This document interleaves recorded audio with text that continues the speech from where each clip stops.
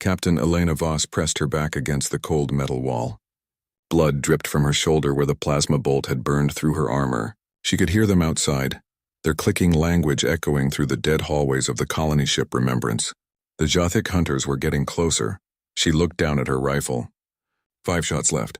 Maybe 6 if she was lucky. There were at least 20 of them out there. The math was simple and cruel. Elena had been running for 3 years. She was the last one. The last human alive in a galaxy that had decided her species needed to die. Earth had fallen first, burned to glass by the Dominion fleet. Then the colonies one by one over 200 years of desperate war. 47 worlds that once held billions of humans. Now there was just her. She laughed, but it came out as a cough. The air was thin here in the old ship. The Remembrance had been a colony vessel once, carrying 10,000 sleeping families to a new world. That was 300 years ago. Now it was her tomb. The clicking sound stopped. They were preparing for their final attack. Elena used the moment to check her datapad one last time. She had spent weeks preparing this. Everything humanity had ever been was stored in this small device. Music, art, stories, history, all of it. The good and the bad, the beautiful and the ugly. All of human existence compressed into data. She attached the pad to the old ship's communication system. With shaking fingers, she set it to broadcast on all frequencies. Deep space, emergency channels, everything. Let the galaxy know that humans had existed. Let them know what was lost. Elena started recording her final message. My name is Captain Elena Voss. I am human. I am the last human. If anyone finds this, know that we were here. We loved, we dreamed. We built civilizations and wrote poetry. We reached for the stars because we refused to accept that this was all there was. The Jothic Dominion decided we were a threat. Maybe we were. Maybe they were right to fear us. But they should have feared what we stood for, not what we could build. We believed every thinking being deserved freedom. We believed in second chances. We believed tomorrow could be better than today. Those ideas are more dangerous than any weapon. I hope someone somewhere remembers us. I hope our ideals survive even if we don't. This is Captain Elena Voss, last of humanity, signing off. She hit send. The message launched into space, spreading in all directions. It would take years to reach the nearest systems, decades to reach the far edges of known space, but it would get there. Humanity would not be forgotten. The door exploded inward. Elena raised her rifle and fired. One Jothic fell, then another. She rolled behind cover as plasma bolts turned the air into fire. Her arm burned. Her leg went numb. But she kept shooting. 3 more fell, 4. She was out of ammunition. Elena drew her knife, the only thing she had left from Earth. It had belonged to her grandfather, who had belonged to the first colony wave. The blade was old steel, ancient technology, but it was sharp. The Jothic warrior rushed her. She sidestepped and drove the knife into its throat. It fell, making that terrible clicking sound they made when they died. Another came. She fought with everything she had. No training, no technique, just pure human stubbornness. More came. Too many. Elena felt something pierce her chest. She looked down and saw the plasma blade sticking through her armor. Strange, it didn't hurt as much as she thought it would. She fell to her knees. The Jothic stood around her, their 4 eyes watching as she died. She wanted to say something defiant, something worthy of humanity's last words. But she was so tired. Elena Voss, last human in the galaxy, closed her eyes and died. The Jothic commander sent a message across the Dominion networks. The human threat is eliminated. The galaxy is clean. Across 1,000 worlds, the 6 species of the Dominion celebrated. Humanity, the species that had refused to accept their place, that had fought for 2 centuries against impossible odds, was extinct. Finally, there would be peace. But the commander made a mistake. In his report, he mentioned the data transmission. He mentioned the humans' final message spreading across space. Some in the Dominion wanted to stop it, to catch and destroy every copy. But space was too big and the message was already too far gone. Deep in the forgotten edges of explored space, on a moon that appeared on no modern star charts, something stirred. The moon was dead, its surface covered in dust that had not moved in 600 years. But beneath that dust, buried in reinforced chambers, machines that had slept for centuries suddenly activated. Emergency protocols engaged. Red lights pulsed in the darkness. Systems that had been dormant longer than most civilizations had existed began to wake. Stasis pods, 500 of them, arranged in perfect rows in a massive underground chamber, started their revival sequences. Frost melted from glass surfaces. Chemicals flowed through tubes. Hearts that had not beaten in 6 centuries began to pump again. Lungs filled with air. Brains, preserved in perfect suspension, sparked back to life. The facility's damaged artificial intelligence, known only as Mother, accessed its emergency files. It had been programmed to wake its charges if humanity faced extinction. For 600 years it had waited. Now finally the protocols were clear. In the first pod, a man's eyes opened. He took a breath, his first in 600 years. His name was Darius Kane, and he was a weapon. A super soldier. One of 500 created to be humanity's ultimate protectors. He did not know yet that he had failed. He did not know that everyone he had sworn to protect was dead. He did not know that he and his fellow soldiers were about to inherit a terrible burden, but he would learn. And when he did, the galaxy would learn something too. Humanity might be dead, but its weapons had just woken up. And they were very, very angry. Darius Kane's first thought was confusion. His second was pain. Every muscle in his body screamed as frozen tissue came back to life. He tried to move and found himself trapped in something. Glass. He was in a glass pod filled with thick liquid. A mechanical voice spoke in the darkness. Revival sequence complete. Welcome back, Major Kane. Please remain calm. The pod will open in 10 seconds. 10 seconds felt like forever. Kane's mind raced, trying to remember. He had been at the facility. The progenitor program. They were putting him in stasis until humanity needed them. There had been a war coming. Or was there already a war? His memories were fuzzy, like trying to see through fog. The pod hissed and opened. Kane fell forward onto cold metal floor, coughing up the stasis fluid. His enhanced lungs cleared quickly, one of the many improvements the program had given him. He was stronger than any normal human, faster, smarter. They had made him to be the perfect soldier. Around him, other pods were opening. Men and women stumbled out, all of them coughing and confused. Kane recognized some faces. Commander Sarah Chen, Lieutenant Marcus Stone, Dr. Yuki Tanaka, his team, his family. Mother, Chen called out, her voice rough from disuse. Report, why have we been awakened? The artificial intelligence's voice echoed through the chamber. Commander Chen, welcome back. I apologize for the extended stasis period. There was a malfunction in the awakening protocols. You have been asleep for 600 years. Silence. Complete silence. Kane felt his stomach drop. 600 years? Marcus whispered. That's impossible. We were supposed to sleep for 10 years maximum. 20 in an emergency. Confirmed, Mother said. Awakening systems failed. I was unable to revive you until emergency protocols activated 3 hours ago. Chen stood up, water dripping from her short black hair. What emergency? I have detected a transmission that matches extinction-level parameters. I am required to wake all progenitor soldiers if humanity faces extinction. I will play the transmission now. Elena Voss's face appeared on screens around the chamber. Kane watched as the woman, bleeding and dying, gave her final message. He watched as she declared herself the last human. He listened as she said goodbye to a species that no longer existed. When the message ended, no one spoke. Dr. Tanaka was crying silently. Marcus had his hand over his mouth, his eyes wide. Chen just stared at the empty screen. Kane felt something break inside him. They had been created to protect humanity. That was their entire purpose. They were weapons designed to keep humans safe. And they had slept through humanity's extinction.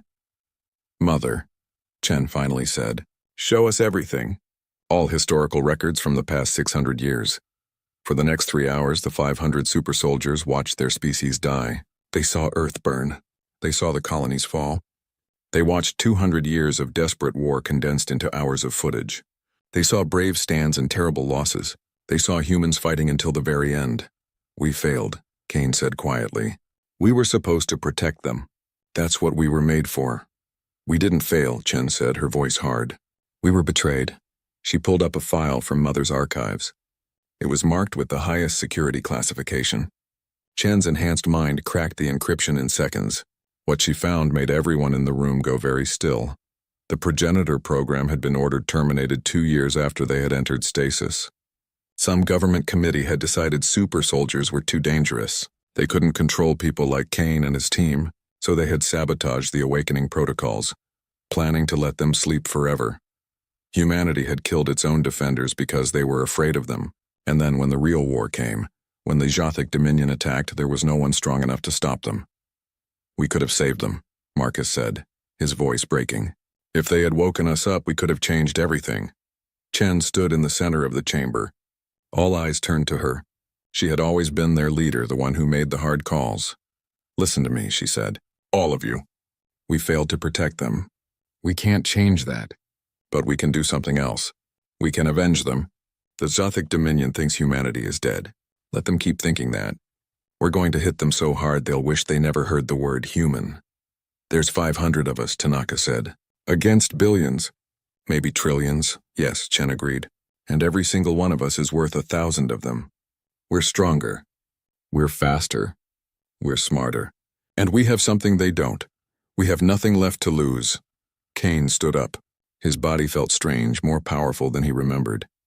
The stasis had preserved them perfectly. They were biological immortals designed to live forever, which meant they would have to live forever with the knowledge that they had failed. What's the plan? He asked. Chen smiled, but it was not a happy smile. We gather information. We find their weak points. We hit their supply lines, their bases, their leadership. We make them hurt. And while we're doing that, we find out if there are any more humans in stasis pods like we were. Mother, are there other progenitor facilities? Unknown, Mother replied. My network connection was severed 600 years ago. I have no data on other facilities. Then we find out, Chen said. We wake up every sleeping human we can find. We build an army, and we make the Dominion pay for what they did. Kane looked around at his fellow soldiers. They were all nodding. Good, they had a purpose again. One more thing, Chen added. Elena Voss said something in her message. She said humanity wasn't about biology. It was about ideals, about refusing to give up, about believing tomorrow could be better. If we're going to be the last humans, we need to remember that. We're not just weapons. We're the keepers of everything humanity believed in. And if we're the keepers, Marcus said quietly, then humanity isn't really extinct, is it? Chen nodded. Exactly. Now let's get to work. The Dominion thinks they won. Let's show them they made a big mistake. As the super soldiers began preparing for war, none of them noticed something in Mother's code. A hidden subroutine that had activated with the emergency protocols. It was sending a signal, deep into unexplored space to coordinates no one had visited in 1,000 years. Something out there received the signal, something old and patient, something that had been waiting for a very long time, but that was a problem for later. Right now, 500 immortal super soldiers had a galaxy to save and a species to avenge. The Jothic Dominion was about to learn a hard lesson. Humans were dangerous when they were alive, but humanity's weapons were far more dangerous when they had nothing left to lose. 3 months had passed since the progenitors woke to find themselves alone. Kane stood on the hull of a stolen Dominion transport ship, watching a planet burn below. Not literally burning, but the factories on its surface glowed like wounds in the dark. Target confirmed, Marcus said through the communication link. This is Processing Center 77 Beta. They refine metals here for the Dominion War Fleet. Any civilians? Kane asked. Negative. Pure industrial. Workers are all automated drones. Good. Kane didn't want to kill civilians, even alien ones. That wasn't what humans did. That wasn't what they had fought for. Execute the plan. Below, 12 of his team members slipped through the factory's defenses like ghosts. The Dominion security systems were good, but they were designed to stop normal soldiers, not superhumans who could think faster, move quicker, and interface directly with technology through their neural implants. Marcus was the best at that last part. His enhanced brain could hack into almost any system. Within minutes, the factory's main reactor went critical. Not enough to explode, just enough to melt down and become useless. The team extracted before alarms even started. No casualties. No witnesses. Just another mysterious malfunction in the Dominion's industrial network. It was their 23rd successful operation. The Dominion still thought they were dealing with pirates or rebels from one of their conquered species. They had no idea humans were involved. Back at their hidden base, an asteroid they had hollowed out and turned into a fortress, Kane reported to Commander Chen. The factory is gone, he said. That's another 10,000 tons of refined metals they won't be getting this quarter. Chen nodded, studying the tactical displays. Good. Dr. Tanaka, what's the status on the stasis pods we found? Tanaka smiled, and it was the first real smile Kane had seen on her face since they woke up. We successfully revived another 1,000 colonists. They're confused and scared, but alive. That brings our total human population to 6,412. 6,000 humans in a galaxy of trillions. But it was 6,000 more than there had been 3 months ago. They had found the colonists in hidden facilities on dead worlds, frozen before the final war, forgotten in the chaos. There's something else, Marcus said, bringing up a holographic display. I've been diving deep into the Dominion's networks. I found something interesting. The Jothic leadership has been lying to their own people. Explain, Chen said. The Dominion is 6 species, right? But only one of them actually runs things. The Jothic. The other 5 think they're equal partners, but they're not. They're controlled. And here's the thing. The Jothic started the war with humanity because we were spreading ideas. Ideas about freedom and equality. Ideas that threatened their control. Kane felt something cold in his chest. So we died because of our ideals. Yes, Marcus said. But those same ideals are what's going to destroy them. Look at this. I've been planting information in their networks. Evidence of the lies. Some of the other species are starting to ask questions. Chen leaned forward. Can we use that? Maybe, but there's more. I found records of other species. 3 that the Dominion integrated peacefully according to their history books. But the real files tell a different story. They were exterminated just like humanity. The Dominion has a pattern. Any species that gets too advanced or spreads dangerous ideas gets eliminated. The room went quiet.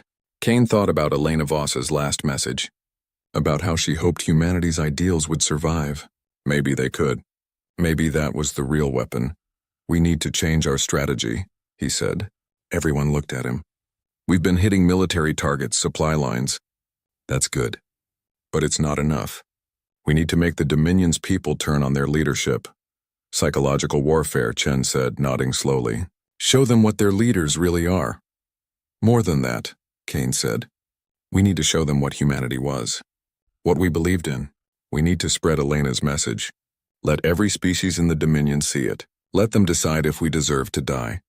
Over the next week, they prepared. Marcus created a virus that would bypass every security system in the Dominion network. Dr. Tanaka helped prepare new medical facilities for more colonists they hoped to find. Kane trained the newly awakened civilians in basic survival skills. On the 7th day, they struck 12 Dominion core worlds simultaneously. Not military strikes. Information strikes. Every screen, every communication device, every public display suddenly showed Elena Voss's final message. Then they showed more. Human music, human art, human philosophy. They showed footage of human children playing. They showed humans helping each other after disasters. They showed humanity at its best and its most vulnerable. And they showed what the Dominion had done. The burned worlds, the massacred colonies, the systematic extermination of an entire species whose only crime was believing everyone deserved freedom. The reaction was immediate and explosive. Some Dominion citizens were angry, claiming it was propaganda, but others started asking questions. If humanity was really such a threat, why did they have to show children playing to make them seem scary? If the war was justified, why had their leaders lied about so many things? The Jothic leadership tried to suppress the information. Too late, it was everywhere, and more importantly, the other Dominion species were now looking at their Jothic partners with suspicion.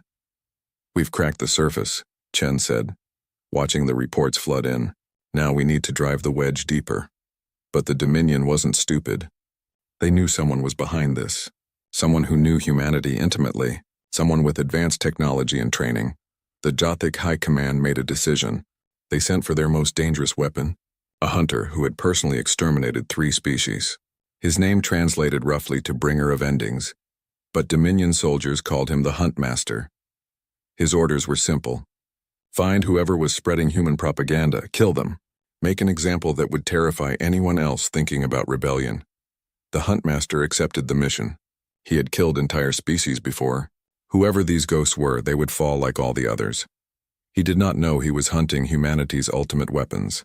He did not know that these weren't normal humans but super soldiers with 600 years of advanced technology. He did not know that they had nothing to lose and everything to avenge. Kane was in his quarters when the alert came.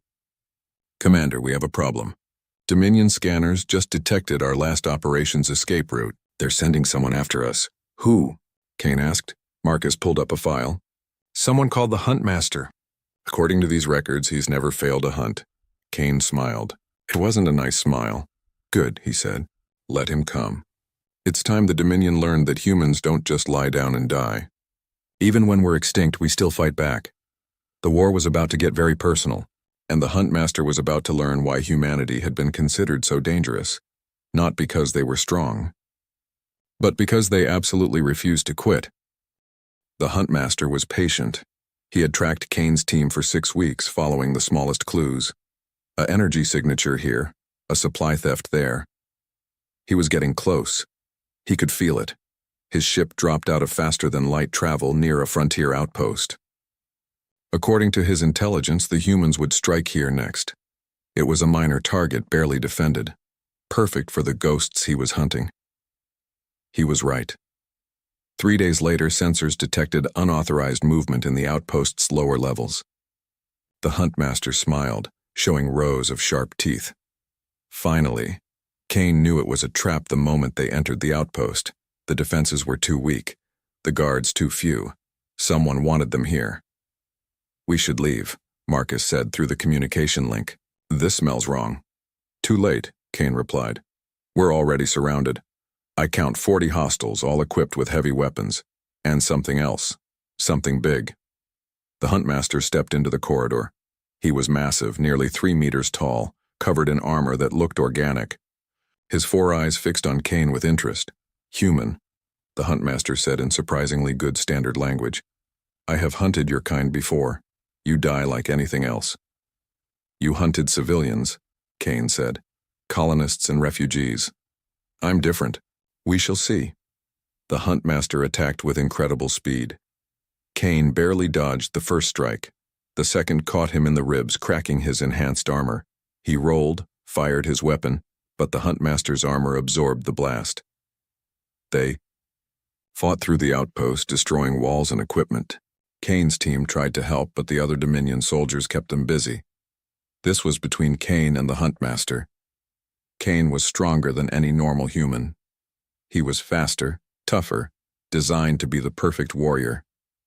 But the Huntmaster had experience.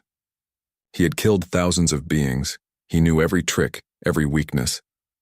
Kane felt his left arm break, then his ribs. The Huntmaster was winning.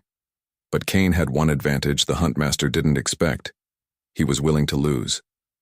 Kane let the Huntmaster grab him, pulling him close. Then he activated the explosive charge he had hidden in his armor. The blast sent them both flying, fire and smoke filling the corridor. When the smoke cleared, both of them were down. Kane's armor was shredded, his body bleeding from a dozen wounds. But his enhanced healing was already starting to work. The Huntmaster lay nearby, his armor cracked, one leg twisted at a wrong angle. Kane stood up slowly. Every movement hurt. He walked to the Huntmaster and pointed his weapon at the alien's head. "Wait," the Huntmaster said. Blood leaked from his mouth. "You won. Kill me. Complete your victory." Kane looked at him for a long moment. Then he lowered his weapon. "No," Kane said. "Humanity didn't fight for 200 years just to become like you. We believed everyone deserved a chance, even our enemies. You would show me mercy?" The Huntmaster sounded confused. "Why?" "Because that's what humans do," Kane said. "We choose to be better than our worst impulses. Your leaders told you we were dangerous. They were right. But not because we were violent. Because our ideas were infectious: freedom, equality, second chances. Those ideas spread, and your leaders couldn't control people who believed in them." The Huntmaster was silent for a moment. Then he started laughing, a wet, painful sound. "Fascinating," he said. "I have killed 3 species, seen 100 more. Never have I encountered a species that would spare the one sent to destroy them. Perhaps the Jothic were right to fear you." Kane helped the Huntmaster up. "Come with me. Meet Commander Chen. Hear the full story. Then decide for yourself if we deserve to be exterminated. 3 days later, the huntmaster sat in Chen's office, his leg in a medical brace. He had listened to everything, watched all the historical records, seen the evidence of the Jathic lies. I served them for 70 years, he said quietly. Killed in their name, believed their cause was just, and it was all lies. It's not too late to make different choices, Chen said. What would you have me do? Go back. Tell your people the truth. You have influence. Use it. Help us break the Dominion apart from within. The huntmaster was quiet for a long time. Finally, he nodded. I cannot undo what I have done, but perhaps I can prevent more death. I will help you, humans, but know this. The Jathic will not surrender easily. They will call for reinforcements. They have allies in the dark spaces, things worse than me. Let them come, Chen said. We've already survived extinction. What's a little more danger? 6 months later, the galaxy had changed. The Huntmaster had kept his word. 12 Dominion worlds had rebelled, refusing to follow Jathic orders. The colonists had grown to 500,000, awakened from stasis pods found on dozens of hidden worlds. The super soldiers had trained the best of them, creating a real army. And then the sensors detected something impossible. Commander, Marcus said, his voice strange. You need to see this. Long-range scanners are picking up a massive fleet approaching from unexplored space. The configuration is, it's human. Chen rushed to the command center. On the screens, hundreds of ships appeared. They were old designs from humanity's golden age before the wars. Massive warships that dwarfed anything the Dominion had. This is Fleet Command Unit Apollo, a voice said over the communication system. We have been on a 1,000-year exploration mission. We have completed our task and returned home. Please identify yourself and provide current status of Earth and the colonial network. Chen felt tears on her face. She hadn't cried since Elena's message. But this was different. This was hope. Apollo, she said. This is Commander Sarah Chen. I'm sorry, but I have bad news. Earth is gone. The colonies are gone. Humanity was exterminated 600 years ago by an alliance called the Jathic Dominion. Silence. It stretched for almost a full minute. Clarify, Apollo said. Are you human? Yes and no, Chen said. We're progenitors, super soldiers created before the war. We were in stasis. We're all that's left. Analyzing biological data. You are genetically modified, but your base genome is human. You qualify as humanity's legitimate descendants. Commander Chen, Fleet Command Unit Apollo requests orders. What are your commands? Chen looked at Kane, at Marcus, at Tanaka, at all, her people who had fought so hard to keep humanity's memory alive. Then she looked at the Huntmaster, who had chosen to join them rather than stay with lies.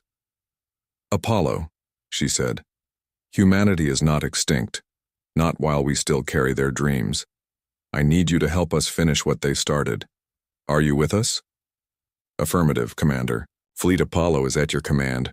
All ships report ready for combat operations. Where do you want us to hit them? Chen smiled. Everywhere. It's time to show the Dominion what happens when you try to kill humanity. We don't die. We just come back stronger.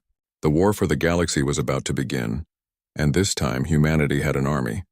The Jathic homeworld had never been attacked before. For 1,000 years it had been the center of their power, the heart of the Dominion, untouchable, until today. Kane stood on the bridge of the Apollo flagship watching the planet grow larger on the screens. Around them, hundreds of ancient human warships moved in perfect formation. Below on the surface, Dominion defense forces scrambled to respond. All ships report ready, Apollo said. Awaiting your orders, Major Kane. Chen had put Kane in charge of the ground assault. She would command the space battle. It was fitting. They had both come so far from the confused soldiers who woke in the dark. Begin the assault, Kane said. The battle was massive. The Dominion threw everything they had at the human fleet. Thousands of ships, weapons that could burn planets. Defenses that had held for centuries. It wasn't enough. The Apollo ships were from humanity's golden age. built with technology the Dominion had never seen. Their shields absorbed fire that would have destroyed normal vessels. Their weapons cut through Dominion armor like paper, but Chen didn't want to destroy the planet. That wasn't the plan. All ships, precision strikes only, she ordered. Target military installations and government buildings. Avoid civilian areas. We're not here to commit genocide. We're here to end this. Kane's team dropped onto the planet's surface. 200 super soldiers against a planet of billions. The odds were insane, but they had trained for this. They were ready. They fought through the capital city, moving toward the central government complex. The Jothic soldiers fought hard. They were defending their home. Kane could respect that even as he fought them. In space, Chen's fleet had surrounded the planet. The Dominion's fleet was broken, scattered. Ships that had terrorized hundreds of worlds now floated as wreckage in orbit. This is Commander Sarah Chen of Humanity to the Jothic High Command. She broadcast on all frequencies. We have defeated your fleet.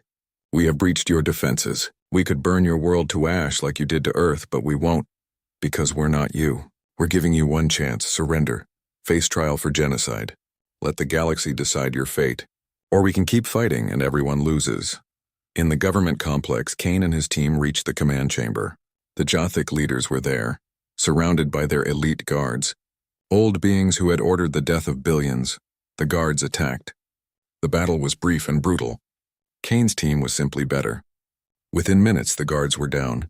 The leaders stood alone, facing the humans they had tried to erase. You should kill us, the High Commander said. We destroyed your species. We would show you no mercy. I know, Kane said. But here's the thing. Humanity didn't survive 200 years of war because we were the strongest. We survived because we believed tomorrow could be better than today. Because we believed everyone deserved a chance to change. Even you. You're naive, the High Commander said. Mercy is weakness. Maybe, Kane said. But that's what makes us human. We choose to be better than our worst impulses. You can choose too. Stand trial. Face the species you've lied to. Let them decide, or we can end this here and you die like cowards. The High Commander looked at Kane for a long time. Finally, slowly, he dropped his weapon. I do not understand you, he said, but I will accept your terms. 3 months later, the galaxy watched as the Jothic leaders stood trial.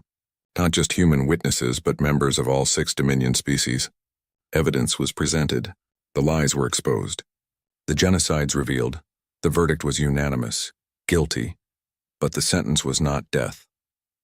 It was service. The guilty would spend their remaining lives working to rebuild what they had destroyed. Making amends that could never be complete, but had to be attempted anyway. The Dominion was dissolved. A new council was formed, with representatives from all species. The super soldiers were offered leadership positions, but Chen declined. We're not meant to rule, she told the council. We're protectors, guardians. Let us do what we were made for. The 500 immortal soldiers spread across the galaxy. Some became teachers, sharing human knowledge and ideals. Some became explorers, seeking new worlds and new species. Some became peacekeepers, ensuring no species would face extinction again. Kane chose a different path. He became a memory keeper. 1 year after the final battle, he stood in a massive memorial built on a neutral world. The walls were covered with names. Every human who had died in the wars. Billions of names. At the center was a statue of Elena Voss, humanity's last natural-born human, dying but defiant. Her final message played on loop. Visitors from 100 species came to hear it. To learn about the species that had refused to accept extinction. That had come back from death itself to prove their ideals mattered. Kane taught classes there. Not about war or weapons, but about what it meant to be human. About choosing kindness over cruelty. About believing tomorrow could be better. About standing up even when falling was easier.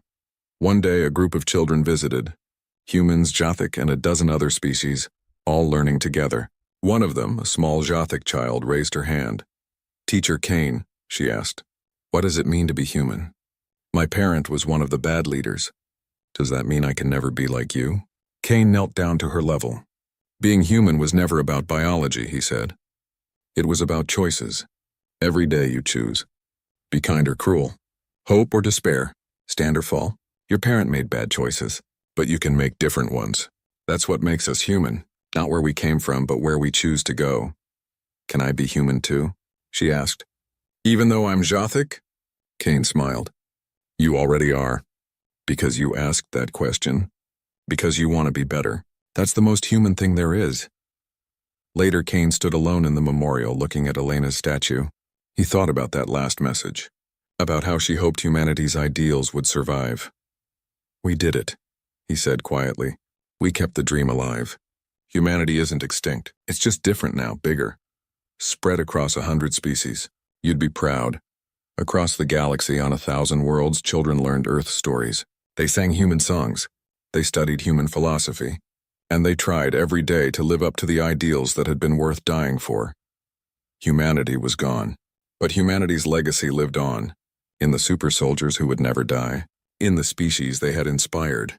In the galaxy they had changed forever. Kane had been created to be a weapon. A tool of destruction. But Elena's message had taught him something important. The greatest weapon humanity ever created wasn't super soldiers or ancient warships. It was hope. The simple, stubborn belief that tomorrow could be better. That was what made humans dangerous.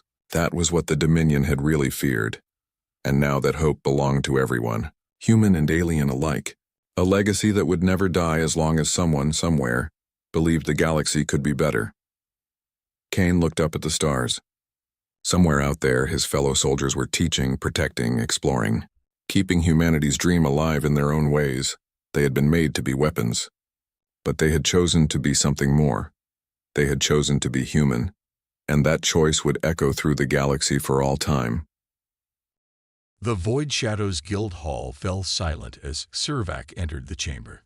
His 8-foot frame moved with silent grace despite the ceremonial armor that covered his pale blue skin.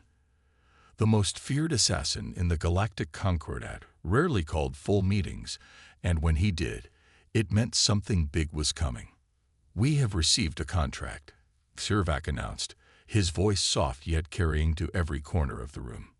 The payment offered is 5 times our standard fee. Murmurs spread through the gathered assassins. Each member of the Void Shadows had killed dozens, if not hundreds, across countless worlds.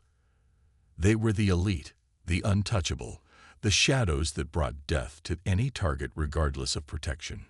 Tilara, Servac's most trusted killer, stepped forward. Her crimson eyes narrowed with suspicion. What kind of target demands such payment? Servac touched a control panel, and a hologram appeared in the center of the chamber. It showed a bipedal species with varied skin tones, sparse fur on their heads, and surprisingly plain features. They looked fragile compared to most species in the Concordat. These are humans, Servac explained. They have recently made contact with the Concordat and established a diplomatic mission on Centauri Station.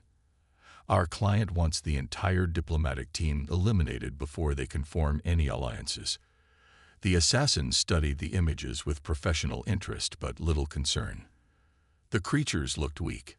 No natural armor, no claws, unimpressive musculature, and dull teeth that couldn't tear through much. They don't look like much, said one assassin from the back. Servac's 4 eyes blinked in sequence, a sign of caution among his species. There are rumors about their homeworld. They call it Earth. Some claim it's a death world. The room grew quiet again. Death worlds were mostly considered myths, planets so harsh and deadly that it seemed impossible any intelligent life could evolve there. Most civilized species in the galaxy had evolved on gentle worlds with stable climates, minimal predators, and few natural disasters. Surely that's exaggerated, Tilara said. Look at them. They have no defenses. Perhaps, Servac agreed. But caution is still warranted. Our client's urgency suggests these humans may be more than they appear. He displayed more images, the human diplomatic team arriving at Centauri Station 2 cycles ago. At the front walked a female human with dark skin and short hair, dressed in formal attire. Behind her were 9 others, some in what appeared to be protective gear. The target is Ambassador Diane Collins and her entire team. The client wants no survivors. Servac assigned roles with practiced efficiency. Tilara would leave the operation with 4 others. They would observe for 3 days, then strike when the humans were most vulnerable. As the meeting ended, one young assassin approached Xervac privately. "Master, why such concern over these soft creatures? Even if their world is harsh, they've clearly adapted through artificial means rather than biological strength." Xervac touched the young one's shoulder. "Mevran, remember the first rule of our guild. Respect all life before you take it. Underestimation leads to failure." The young assassin nodded reluctantly and left to prepare. Alone in the chamber, Xervac reviewed the data again. Something bothered him about these humans. The available information on Earth was limited, but what he found disturbed him. Gravity 30% higher than most civilized worlds. Temperature variations that would kill most species. Atmospheric pressure that would crush the lungs of half the Concordat's members. And the radiation levels from their sun would cause cellular damage to most known species. If these humans truly evolved on such a world, they might be more dangerous than they appeared. "Computer, continue searching for information on planet Earth and human biology," Xervac commanded. Priority level 1. He had a strange feeling about this contract. In his 300 cycles of life, he had never failed a mission. But something told him these humans might be the greatest challenge the Void Shadows had ever faced. Lara crouched in the ventilation shaft above the human quarters on Centauri Station. She had been watching them for 2 full cycles now, studying their patterns and weaknesses.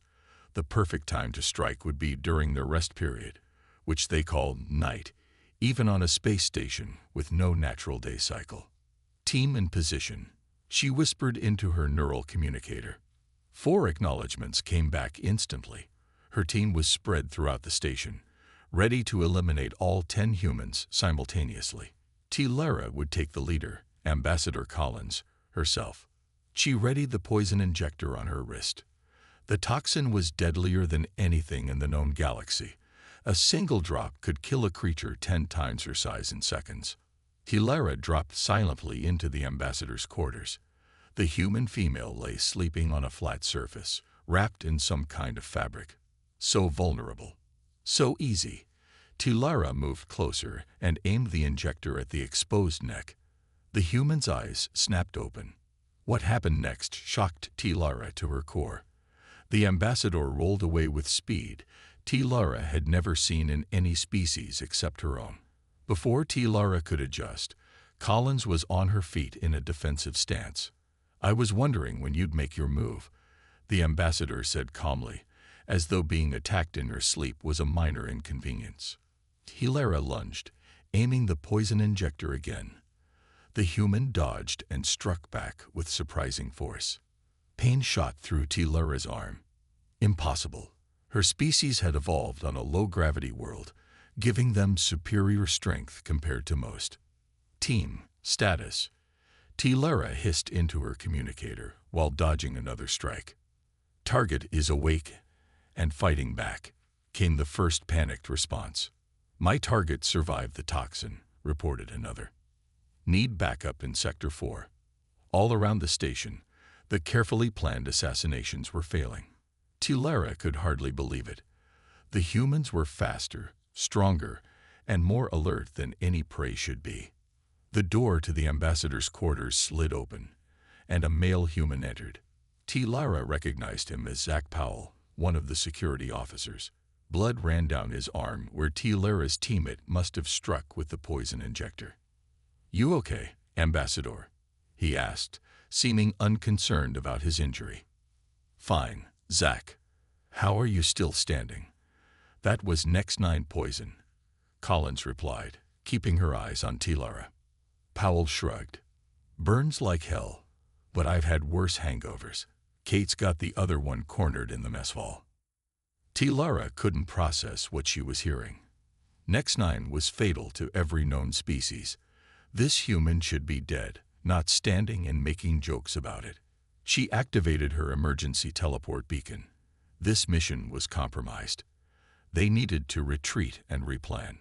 Back at the guild hall, the 5 assassins gathered in Xervac's private chamber. Their failure was unprecedented. "Explain," Xervac demanded, his voice dangerously quiet. Lara stepped forward. They knew we were coming. They were prepared. And she struggled to find the words. They're not normal. Powell took a full dose of Nex-9 directly into his bloodstream and was still fighting. Zervak's 4 eyes widened. Impossible.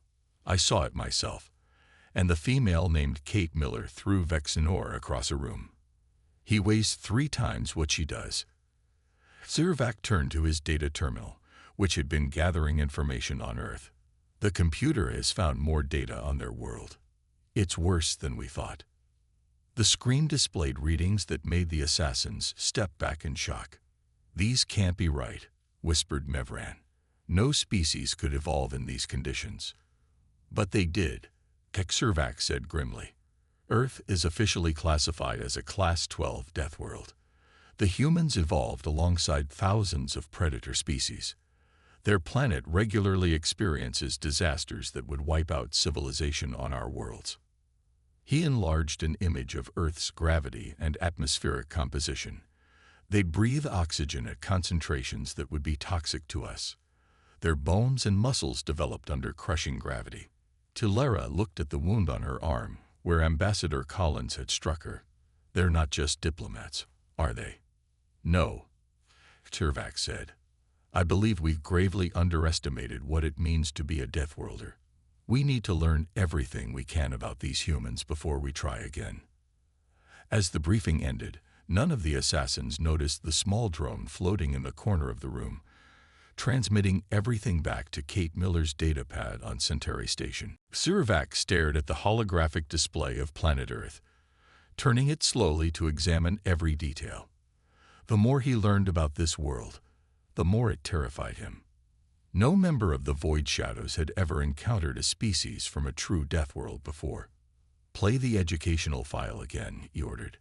The screen shifted to show footage taken from human historical archives. The images showed Earth's natural disasters, massive storms with wind speeds that could strip flesh from bone, waves taller than buildings crashing into coastlines, mountains exploding with molten rock, and huge sections of ground shaking until cities crumbled. And they just lived with this? Mevran asked, his voice barely a whisper. They don't just live with it. They thrive despite it, Lara said. She had been studying human biology for days now. Look at this. She pulled up medical scans of human anatomy. Their skeleton is internal but incredibly dense. Their muscle tissue can tear and repair itself stronger than before. And their nervous system includes a pain suppression mechanism that activates during danger. Zervak nodded. That explains why Powell could function after being poisoned. Their bodies evolved to keep fighting even when damaged. The data continued to paint a frightening picture. Humans could survive temperature ranges that would kill most species. They could go days without water and weeks without food. Their immune systems fought off millions of microscopic attackers daily. What about this thing they call adrenaline? Asked another assassin. Lara brought up more data. It's a chemical their bodies produce during stress. It increases their strength, speed, and aggression temporarily. They become stronger when attacked. Mevran said in disbelief. That's terrifying. Zervak finished for him. Meanwhile, on Centauri Station, Ambassador Collins and her team reviewed the data from their spy drone. They're finally figuring out what they're dealing with, Kate Miller said with a slight smile. She cleaned her pistol as she spoke, her movements precise and practiced. Jason Rivera, the ambassador's assistant, looked up from his datapad. Should we be concerned? They know more about us now. Ambassador Collins shook her head. Knowledge doesn't equal capability. Their biology limits them. They evolved on a world with 1/3 our gravity and no predators. Their bones are light, their muscles weak by our standards. Still, Dr. Alan Garcia said, as he treated the wound on Zach Powell's arm, they're extremely intelligent, and that poison would have killed most humans. Powell winced as the doctor applied a regenerative gel to his wound. Good thing I spent those years building up immunity to various toxins when I worked border security. Lisa Ortiz entered the room, carrying fresh data. "Ambassador, I've got the files on the client who hired the Void Shadows." "Tell me," Collins said. "The transmission originated from the edge of Harvester territory. It seems they don't want our alliance with the Concordat to proceed." Eric Summers, the security team lead, stood up straight. "The Harvesters. I thought they were just rumors." "Very real," Collins replied, "and very dangerous. They've been picking off outer colonies for decades. They consume everything on a planet before moving to the next. And they're afraid of us," Kate said. "That's interesting." Back in the Void Shadows Guild Hall, Servac made a decision. "We need more information. Tilara, I want you to attend the diplomatic reception tomorrow. The humans are holding an event to showcase their culture to the Concordat representatives." "You want me to attack them in public?" Tilara asked, surprised. "No. I want you to observe. Learn. We need to understand not just their physical capabilities, but how they think." Tilara nodded. The mission had become about more than just the contract. The existence of humans changed everything the assassins thought they knew about life in the galaxy. As she prepared for her infiltration, Tilara couldn't shake the feeling that the humans already knew she would be there. These Deathworlders were proving to be the most dangerous prey the Void Shadows had ever hunted. The Grand Hall of Centauri Station gleamed with decorative lights as representatives from 12 species mingled at the human cultural reception. Tilara moved through the crowd in disguise, her skin color altered to match the blue-green shade of the Melnax traders. No one gave her a second glance. She spotted Ambassador Collins at the center of the room, speaking with the Concordat's High Minister. The human woman wore formal attire and smiled warmly as she talked. She looked so harmless now, nothing like the fighter who had broken Tilara's arm 3 days ago. "Earth's atmosphere contains oxygen at levels that would be toxic to many of your species," Collins was explaining. "Our bodies evolved to use it as fuel for our cells." The High Minister's eye stalks waved in fascination. "And these natural disasters you described, your people simply rebuild afterward." "We adapt," Collins said. "Humans have always faced challenges. It's shaped who we are." Tilara moved closer, pretending to examine a display of Earth artifacts. There were images of human cities built near active volcanoes, homes constructed to withstand hurricane-force winds, and underwater settlements that could rise and fall with tsunami waves. Nearby, the human security officer Eric Summers was entertaining a group of Concordat military officials with stories about Earth's predators. "Great white sharks can smell a drop of blood from miles away," he said. "Lions can bring down prey 3 times their size. But the most successful predator on Earth is actually tiny. The dragonfly. It catches its target 95% of the time." The officials looked impressed but confused. Why study these creatures if they're so dangerous? "To learn from them," Summers said simply. "The best way to survive is to understand." Tilara found his words disturbing. These humans didn't just endure their deadly world. They studied it, learned from it, and used that knowledge. Suddenly, the station's alarms blared. The lights shifted to emergency red. "Breach in Section 12. A station officer shouted. "Unknown hostiles." Tilara watched in amazement as the human delegation transformed. Their friendly, diplomatic demeanor vanished, replaced by focused alertness. They moved with perfect coordination, securing exits and checking weapons that had been concealed under their formal wear. "Looks like your friends decided not to wait for your report," Ambassador Collins said, suddenly beside Tilara. The human's eyes were hard as stone. Tilara froze. "How did you?" "Your disguise is good, but your movement patterns give you away. Plus, we've been tracking your biosignature since you arrived." Collins tapped her earpiece. "Kate, status." 5 assassins with advanced weaponry. Kate Miller's voice replied through the ambassador's comm. "Not Void Shadows. Different group. Heavily armed." Tilara was confused. Not her guild. Who else would attack the humans? The answer came moments later as 5 figures in glossy black armor burst into the hall. They carried plasma rifles unlike anything T. Lara had seen. The crowd scattered in panic as the attackers opened fire. Eric Summers moved with shocking speed. He grabbed a decorative metal tray and hurled it across the room. The improvised weapon struck one attacker's weapon, knocking it off target. The plasma blast hit the ceiling instead of the Concordat minister. T. Lara watched in disbelief as the human security team engaged the armored attackers. Kate Miller dodged energy beams that should have been impossible to avoid. Her reflexes beyond anything T. Lara had seen in her centuries as an assassin. Even more shocking was Zach Powell. Still recovering from the poison, he tackled one attacker with such force that both crashed through a reinforced wall panel. "Who are they?"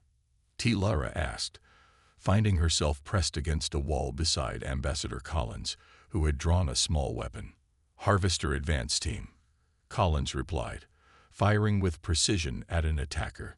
"They want to stop this alliance at any cost." The battle lasted less than 2 minutes. When it ended, all 5 attackers were down, and the humans stood victorious. They were breathing hard, some bleeding from wounds, but none had fallen. T. Lara had seen enough. These Deathworlders weren't just physically superior. They were warriors unlike any the galaxy had ever seen. T. Lara knelt before Exurvac in the guild hall, her report complete. The chamber was silent as the guild master processed what he had just heard. "You're certain these were Harvester agents?" Exurvac finally asked. "Yes." Ambassador Collins identified them immediately. The humans knew they were coming. Sirvac's 4 eyes blinked in sequence, and the humans defeated 5 armed harvesters without losses. T. Lara nodded. Their reaction time was unnatural. They moved like they were expecting the attack, and their physical capabilities. She paused, remembering Powell smashing through the wall panel. "I've never seen anything like it." Mevran, who had been listening from the side, stepped forward. "Master, I've discovered something else about humans. They call it adrenaline rush, a survival mechanism that activates in danger." He displayed new data on the screen. When threatened, their bodies flood with chemicals that increase strength, speed, and pain tolerance. Some records suggest humans can temporarily lift objects 3 times their normal capacity under this influence. "So they become stronger when we attack them?" another assassin asked. "Essentially, yes," Mevran confirmed. Exurvac rose from his seat and walked to the data terminal. "Our client lied to us. The Harvesters didn't hire us to eliminate a simple diplomatic team. They hired us to test the humans' capabilities." "We've been used," T. Lara realized. "Indeed." Exurvac's voice hardened. "And now I understand why. Look at this." He displayed a star chart showing Harvester territory and recent expansion. The Harvesters consume worlds. They'd been moving through the outer systems for decades. But here, he pointed to a section of space, they suddenly changed direction 3 cycles ago. "What's there?" T. Lara asked. "Nothing of value, but it's the direction from which the humans first approached Concordat space." The implications were clear. The Harvesters feared humans enough to avoid their sector entirely. Meanwhile, in the medical bay of Centauri Station, Dr. Alan Garcia treated a wounded Concordat minister. The alien watched with fascination as the doctor worked. "Your hands are so steady," the minister said. "Most species would be shaking after such violence." Dr. Garcia smiled gently. "On Earth, doctors work through earthquakes, hurricanes, even war zones. We learn to stay calm." Nearby, Ambassador Collins met with the Concordat's High Council in emergency session. The attack had changed everything. "We were hoping for a more peaceful introduction," Collins said, "but now you've seen what we face. The Harvesters have been consuming worlds for generations. Earth's long-range scouts detected their pattern years ago." "Why would they fear humans?" asked one council member. "Because we evolved to survive threats, including apex predators," Collins explained. "The Harvesters are predators themselves. They recognize another predator species when they see one. In another section of the station, Kate Miller and Eric Summers interrogated one of the captured Harvester agents. The creature's exoskeleton gleamed under the bright lights. "Why attack a diplomatic reception?" Summers demanded. "You killed 3 Concordat civilians." The Harvester remained silent until Kate slammed her hand on the table. The creature flinched. "You move wrong," it finally said in broken Concordat standard. "Too fast. Too strong. Not natural." "We're perfectly natural," Kate replied. "Just not from your kind of world." Back in the Void Shadows Guild Hall, Servac made a decision that would break thousands of years of guild tradition. "We're withdrawing from the contract," he announced. Lara was shocked. "Master, we've never abandoned a contract in the guild's history. We've never faced Deathworlders before," Servac replied. "The Harvesters used us. They wanted to learn about human capabilities without risking their main forces." He looked at the gathered assassins. "More importantly, I believe the humans may be the only defense against what's coming. The Harvesters won't stop with outer colonies. They'll consume everything." Hilara stood, her decision made. "I wish to make contact with the humans, not as an assassin, but as an ally." Servac nodded slowly. "Be careful, Lara. These humans are dangerous beyond measure. But they may be the galaxy's only hope." Ambassador Collins stared at the alien assassin standing before her in the secure meeting room. 2 days ago, Lara had tried to kill her. Now she was offering an alliance. "Why should I trust you?" Collins asked, her voice calm but firm. Kate Miller stood nearby, her hand resting on her weapon. Eric Summers watched from the corner, his eyes never leaving Lara. "You shouldn't," Lara replied honestly. "But the Harvesters are the greater threat. They've consumed 23 worlds in the past cycle. Your world would be next if they weren't afraid of you." "Afraid of us?" Jason Rivera asked from his position beside the ambassador. Lara nodded. "The Harvesters avoid predator species.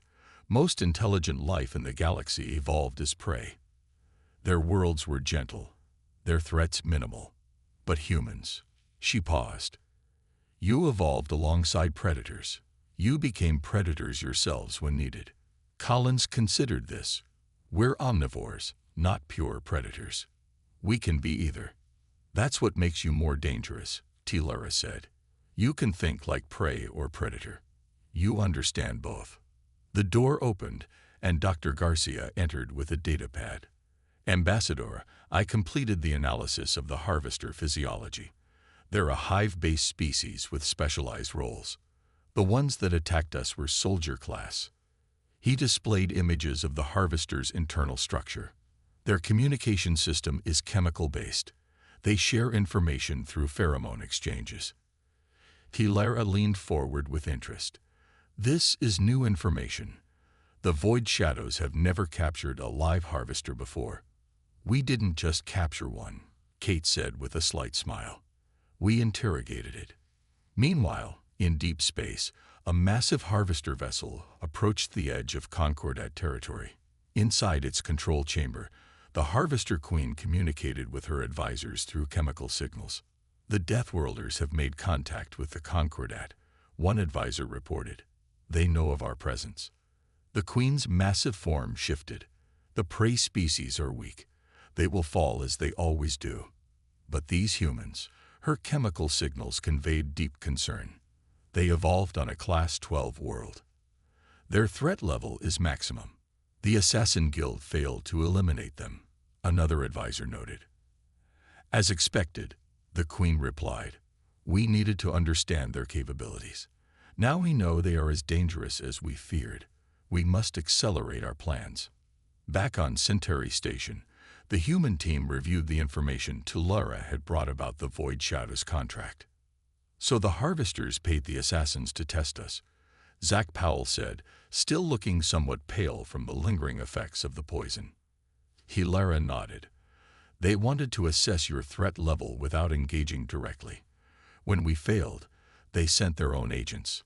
And they'll send more," Lisa Ortiz added. She had been analyzing communication patterns around the station. I've detected unusual signal traffic at the edge of the system. Something big is coming. Ambassador Collins turned to Tilara. If what you're saying is true, we need to prepare the Concordat for war. Many of their species have never faced this kind of threat. They haven't, Tilara confirmed. Most evolved on peaceful worlds with stable environments. Their bodies and minds aren't built for conflict like yours are. Then we'll have to show them how to fight, Eric Summers said firmly. Tilara studied the humans with new eyes. When she had first seen images of them, she thought they looked weak and soft. Now she understood that their unassuming appearance was perhaps their greatest advantage. Nothing in their physical form hinted at the incredible durability and adaptability that lay beneath. There's something else you should know, Tilara said. Hexervac, our guildmaster, has called a full assembly of the Void Shadows. For the first time in our 1,000-year history, we're considering breaking a contract. Why would he do that? Collins asked. Because he believes the humans are the only species capable of stopping the harvesters, Tilara replied. And because he's afraid of you. The humans exchanged glances. They had never wanted to bring war to the Concordat, but it seemed war had found them anyway. Earth had prepared them for this moment, through millions of years of evolution on a world that tried to kill them every day. The Deathworlders were ready. The main council chamber of Centauri Station was filled beyond capacity. Representatives from all 12 Concordat species sat in nervous silence as Ambassador Collins stood at the center. Beside her stood Tilara and 3 other members of the Void Shadows who had defected to the human side. The Harvester fleet will reach this station in less than 6 days, Collins announced. They have never been stopped before, but they have also never faced humans before. Murmurs spread through the crowd. Many had witnessed the humans' abilities during the attack at the reception, but fear still dominated the room. How can we possibly defend against them? Asked the Melnax trade minister. Our species are not warriors. We have limited weapons, limited training. Collins nodded in understanding. We don't expect you to fight like humans. We each have different strengths. She gestured to Ben Cooper, the human engineer who had been quiet until now. He stepped forward with a data display. This is how humans survived Earth, Cooper said, not just with physical strength, but with adaptation and technology. He showed designs for modified shield generators, emergency response systems, and evacuation protocols. Your species built beautiful technology for peaceful purposes. We can adapt it for defense. The Concordat representatives looked at the designs with growing interest. The humans weren't asking them to become warriors. They were showing them how to use their existing strengths in new ways. Meanwhile, on the human vessel USC Defiance that had just arrived in the system, Captain Olivia Martinez briefed her crew. The ship wasn't large by Concordat standards, but it contained technology specifically designed for fighting in space. The harvesters have never faced weapons designed by Deathworlders, Martinez told her crew. Earth's history of warfare has prepared us for this moment. One of the crew asked, Captain, is it true the Void Shadows assassins are now working with us? Martinez nodded. 4 of their best have joined our side, including their top operative, Tilara. They've provided valuable intelligence on harvester weaknesses. Back in the Void Shadows Guild Hall, Servac faced growing dissent. Half of his assassins wanted to honor the contract with the harvesters. The other half, led by Mevran, argued for supporting the humans. The contract is sacred, argued one elder assassin. We have never broken our word. And we have never faced extinction before, Mevran countered. The harvesters won't stop with the Concordat. Eventually, they will come for us too. Zervac raised his hand for silence. I have made my decision. The Void Shadows will stand with the humans. There were gasps and protests, but Zervac continued, I have studied Earth's history. These humans have fought thousands of wars against each other. They've developed tactics and strategies we cannot imagine because our worlds never demanded such things. He displayed footage of human special forces training exercises. They prepare for battle through practice. They create problems for themselves to solve. They think 14 steps ahead. The guild members watched in silence as humans ran combat drills, moved through obstacle courses, and practiced with weapons. Even on their own planet, humans created artificial challenges to overcome. On Centauri Station, T. Lara watched Kate Miller and Eric Summers train a group of Concordat security officers. The aliens were struggling to keep up with the pace. "Don't worry about matching our speed," Kate was saying. "Focus on using your natural abilities. The Traxians have excellent vision. You'll be our spotters. The Melnacs have multiple limbs. You'll handle complex equipment." Lara approached Ambassador Collins, who was reviewing defense plans. "Your people are natural teachers," she observed. Collins looked up. "On Earth, we had to pass knowledge quickly to survive. Teaching others became instinctive. The other assassins want to know why you trust me," T. Lara said quietly. "After I tried to kill you." Collins smiled slightly. "Another human adaptation. We recognize when former enemies can become valuable allies." As the station prepared for war, the humans continued to surprise their new allies. They didn't sleep much. They worked tirelessly. And strangest of all to T. Lara, they remained hopeful in the face of overwhelming odds. Perhaps that, she thought, was the most powerful adaptation of all. The Harvester fleet appeared at the edge of the Centauri system, like a dark cloud blotting out the stars. 50 massive ships, each carrying thousands of soldier-class harvesters, moved toward the station with steady purpose. On the bridge of the USC Defiance, Captain Olivia Martinez watched the enemy approach. Her ship, though small compared to the harvester vessels, stood ready alongside a hastily assembled defense fleet. "They're following the exact pattern we predicted," she said to her tactical officer. "The harvesters have never needed to change their strategy before. They've never faced real resistance." Across the comms, Ambassador Collins' voice came through. "All Concordat ships remember your positions. Follow the humans' lead." Inside Centauri Station, Collins stood in the command center with T. Lara and Exervac at her side. The Void Shadows Guildmaster had arrived with 30 of his best assassins just hours before. "The Queen will be on the center vessel," Tervac said, pointing to the largest harvester ship. "She never expected to fight. She only comes to consume." Lara checked her weapons nervously. "I've killed many beings, but never fought in a war before." Kate Miller smiled grimly. "Humans have fought wars since we could pick up sticks. Trust us on this." Outside, the harvester ships launched their first wave of attack vessels. Thousands of small, fast ships swarmed toward the station and defense fleet. "Now," ordered Captain Martinez. The USC Defiance fired what appeared to be a simple projectile. It detonated in the middle of the harvester swarm, releasing an electromagnetic pulse that disabled hundreds of ships instantly. "EMP successful," Martins reported. "Phase 2, begin." The Concordat ships moved in precise formation, using tactics the humans had taught them over the past week. Each species used their natural advantages: the quick reflexes of the Traxians, the mathematical precision of the Keldari, the multitasking abilities of the Melnacs. On the main harvester ship, the Queen raged as her first wave faltered. "Impossible. How are these prey fighting back?" Her advisors had no answers. Nothing in their experience had prepared them for enemies who could anticipate their moves and counter them effectively. "The Deathworlders taught them," one advisor finally said. "The humans have altered the equation." Meanwhile, inside Centauri Station, Zach Powell and Eric Summers led a team of mixed humans and aliens to repel harvester boarding parties.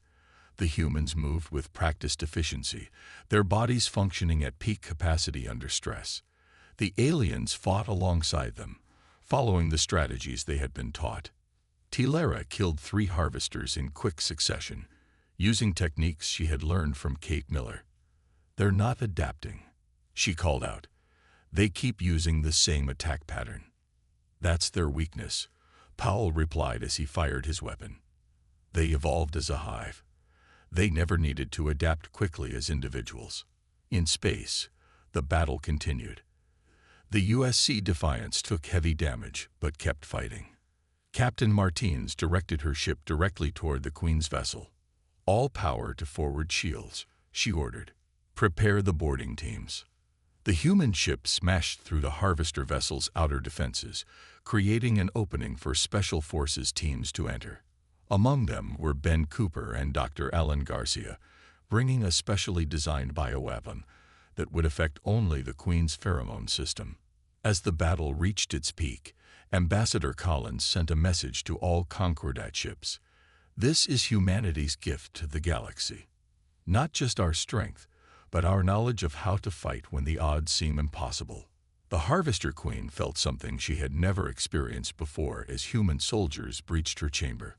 Fear. For millennia, her species had consumed worlds without resistance. Now she faced creatures who had evolved on a planet that tried to kill them daily, who had fought countless wars among themselves, who had learned to survive against all odds.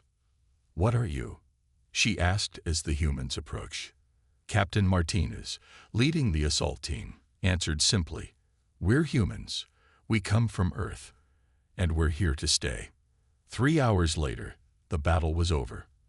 The Harvester fleet was in retreat, their queen captured, their forces scattered. The Concordat had survived, protected by the Deathworlders who had taught them how to fight. As the cleanup began, T. Lara found Servac staring out a viewport at the damaged but victorious human ship. "I understand now," the Guildmaster said quietly, "why even the most feared assassins flee when Deathworlders show up. It's not just their strength, it's because they've mastered something we never had to learn." "What's that?" T. Lara asked. "How to face impossible odds and still believe they can win."